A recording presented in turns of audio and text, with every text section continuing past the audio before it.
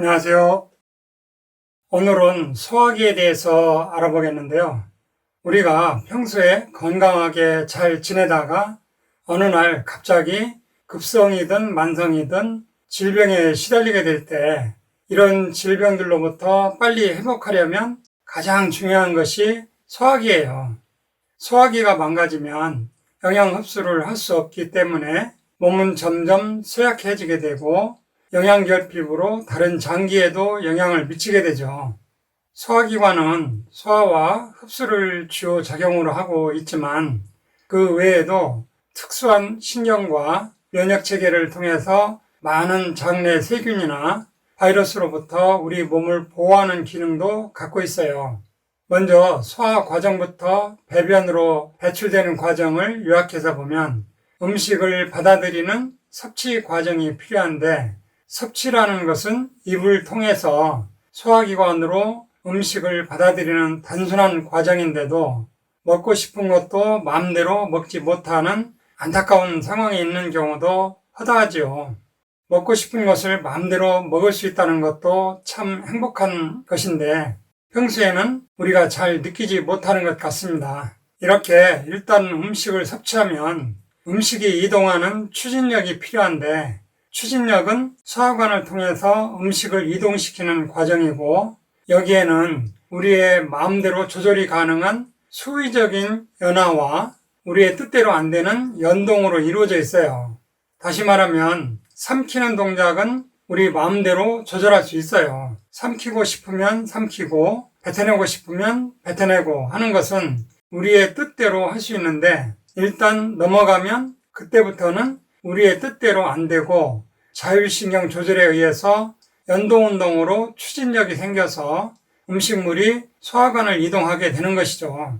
소화 과정은 기계적 소화와 화학적 소화로 나눌 수 있는데 기계적 소화는 씹고 혀에 의해서 타액과 음식을 혼합하고 음식물을 골고루 휘젓고 큰 덩어리를 잘게 분할하는 과정인데요. 소화기에 문제가 있을 때는 이렇게 씹는 과정부터 잘 해줘야 돼요.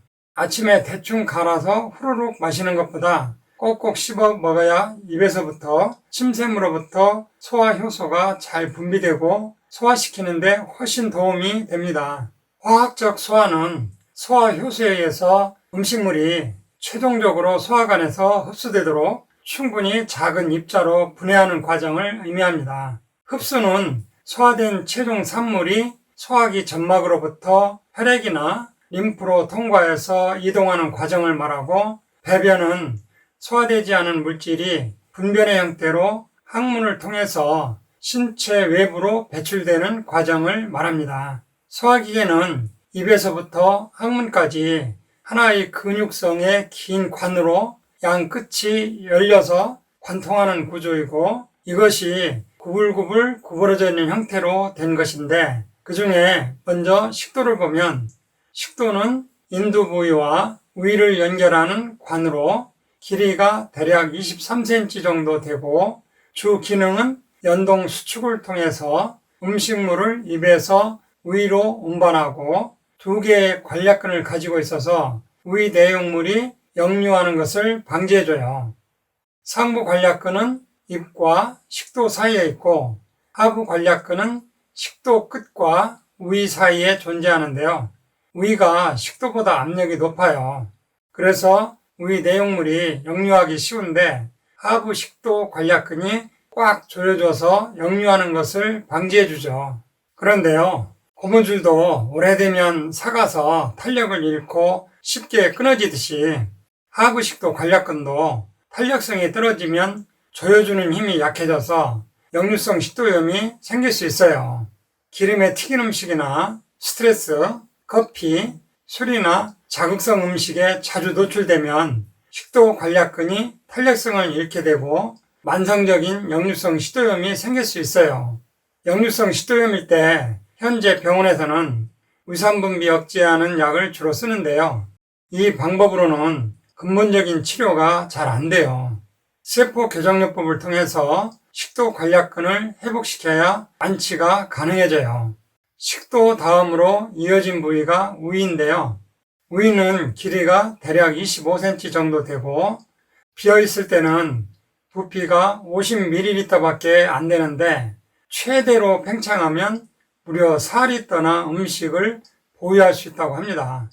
우이가 하는 생리적 기능을 보면 음식물을 저장했다가 분쇄하고 죽 상태로 만든 후에 12장 아래로 배출하는 기능을 하게 되고 우이 점막에서는 많은 물질을 분비하는데 그 중에 대표적인 것은 우이산, 펩신, 점액, 중탄산이온, 내인자, 가스트린, 소마토스타틴 등을 분비하는데요. 우이산이나 펩신을 공격인자라고 하고 점액이나 중탄산이온은 방어인자라고 합니다. 우이액으로 분비되는 양은 하루에 1.2L에서 1.5L라고 하니까 상당하죠.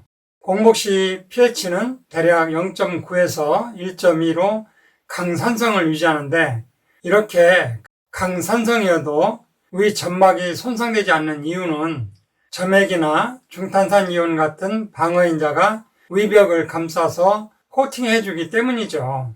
위장 점막에 생길 수 있는 질병으로는 급성이나 만성위염, 밀환 또는 궤양, 우축성위염, 장상피화생, 위암 같은 것이 있는데 위염이나 밀환, 궤양은 병원 처방약의 도움을 받고 음식 관리를 하면 잘 치유가 되는데 우축성위염과 장상피화생은 점막의 염증이 아니라 위벽이 얇아지고 위 점막 세포 모양이 변형된 것이라 병원 처방약으로는 고칠 수가 없어요. 그래서 현재 병원에서 우축성위염과 장상피화생은 약이 없다고 하고 관리만 잘 하라고 할 수밖에 없어요.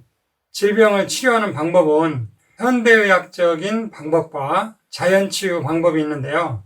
우축성위염과 장상피화생은 염증이 아니고 위 점막의 모양이 바뀐 것이라 자연치유 방법을 해야 완치가 가능해져요.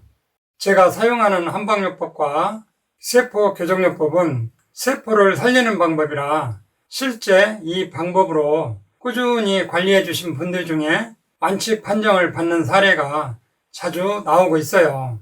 병원에서 약이 없다고 실망하지 마시고 다른 방법을 찾아서 시도해 보세요.